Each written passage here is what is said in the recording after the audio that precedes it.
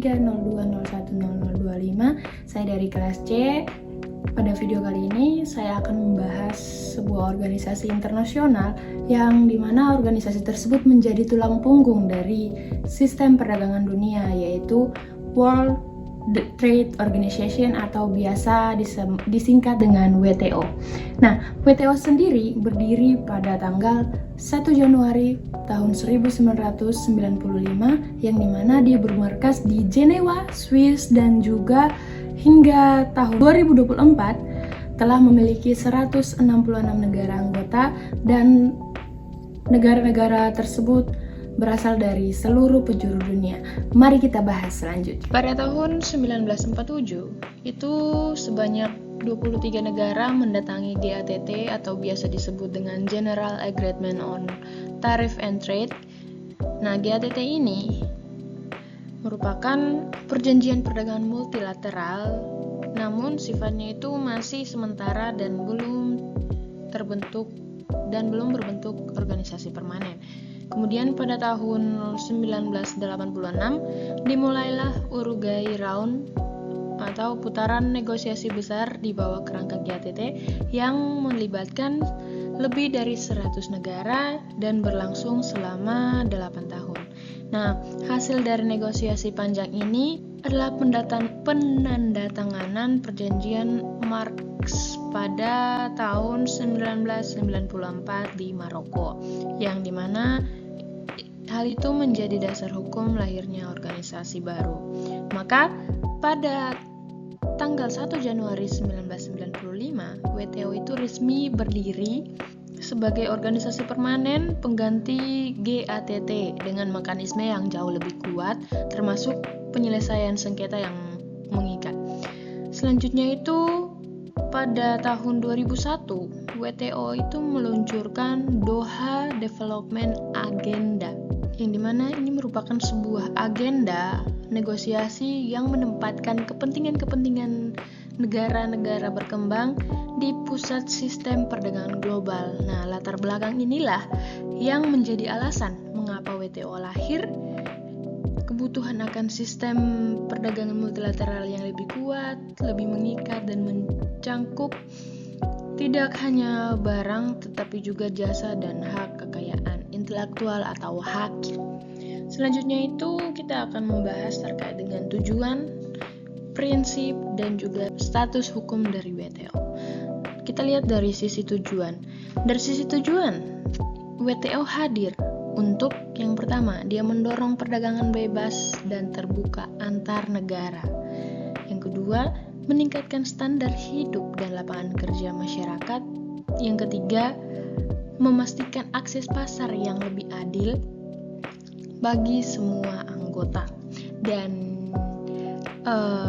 yang keempat, mendorong pembangunan berkelanjutan serta menyediakan forum negosiasi multilateral yang permanen.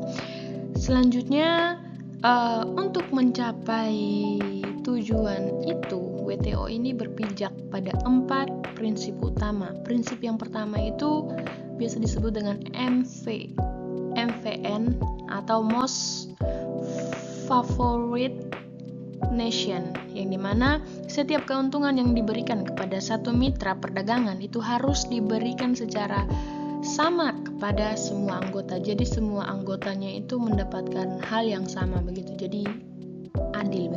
Yang kedua, NT atau National Treatment. NT ini merupakan produk impor yang dimana itu harus diperlakukan setara dengan produk dalam negeri setelah masuk ke pasar. Jadi semua produk-produk yang dari luar negeri yang masuk ke dalam negeri itu harus diperlakukan sama. Yang ketiga yaitu prinsip transparansi, yang dimana setiap kebijakan perdagangan ini harus terbuka dan harus diperlakukan secara terbuka dan dapat diakses oleh semua pihak.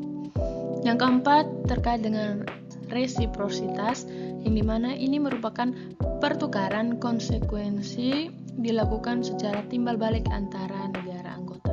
Nah, kita bahas yang berikut terkait dengan status hukum dari WTO sendiri.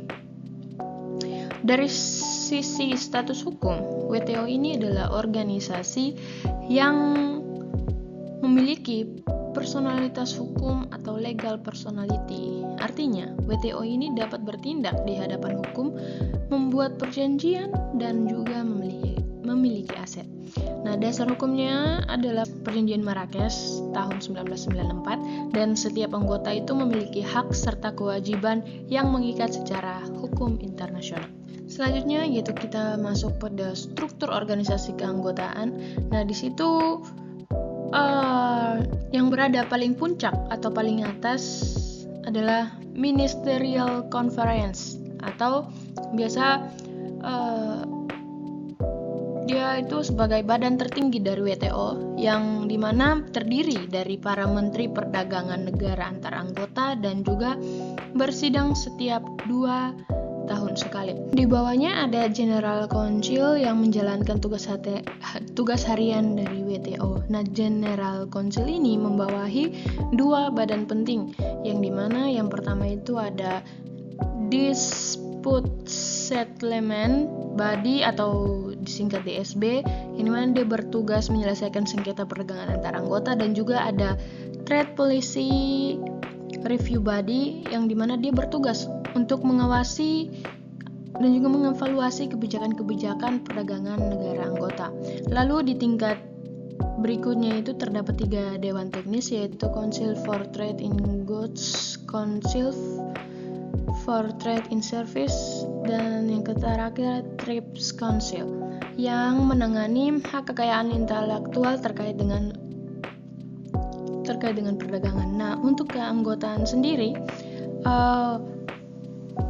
WTO saat ini memiliki 166 negara anggota, ditambah dengan 23 negara observe yang sedang dalam proses bergabung. Soal pengambilan keputusan, ini WTO menggunakan sistem konsensus sebagai mekanisme utama. Jadi jika konsensus ini tidak tercapai, dilakukan voting dengan prinsip satu negara satu suara, dan keputusan yang dihasilkan mengikat semua anggota. Selanjutnya itu kita masuk kepada slide terkait dengan penyelesaian sengketa dan pengaruh WTO. Nah, di slide terakhir ini kita akan membahas terkait dengan mekanisme penyelesaian sengketa dan pengaruh WTO bagi Indonesia. Nah, WTO sendiri memiliki Dispute Settlement Body atau DSB dengan 4 tahap penyelesaian. Tahap yang pertama itu adalah konsultasi, yang dimana para pihak yang bersengketa wajib berunding langsung selama maksimal 60 hari. Yang kedua itu adalah tahap panel, yang dimana jika konsultasi tersebut gagal, maka dibentuk panel ahli independen, yang dimana dia itu bertugas untuk memeriksa dan menilai kasus sengketa tersebut. Tahap yang ketiga yaitu banding, itu merupakan salah satu pihak dapat mengajukan banding ke Appellate Body atau AB untuk meninjau dari sistem hukumnya. Selanjutnya yaitu tahap yang keempat, yaitu terkait dengan kepatuhan. Nah, pada tahap ini negara yang kalah wajib menyesuaikan kebijakannya. Jika tidak patuh, negara pemenang berhak melakukan retaliasi dengan cara legal. Lalu apa pengaruh WTO ini bagi Indonesia? Yang pertama, ekspor meningkat, yang dimana WTO ini membuka akses pasar bagi produk unggulan Indonesia seperti sawit, tekstil, dan elektronik ke 166 negara mitra. Selanjutnya, yang kedua yaitu terkait dengan perlindungan industri, yang dimana Indonesia dapat mengajukan sengketa dan menggunakan mekanisme safeguard untuk melindungi industri dalam negeri secara legal. Yang ketiga itu terkait dengan reformasi kebijakan. Keanggotaan di WTO ini mendorong transparansi dan modernisasi regulasi perdagangan serta investasi Indonesia. Dan yang terakhir, yang keempat, terkait dengan negosiasi multilateral, Indonesia aktif dalam forum Doha dan kelompok G33 untuk memperjuangkan kepentingan negara-negara berkembang di panggung perdagangan global. Demikian pembahasan saya hari ini mengenai World Trade Organization. Semoga video kali ini bermanfaat dan terima kasih.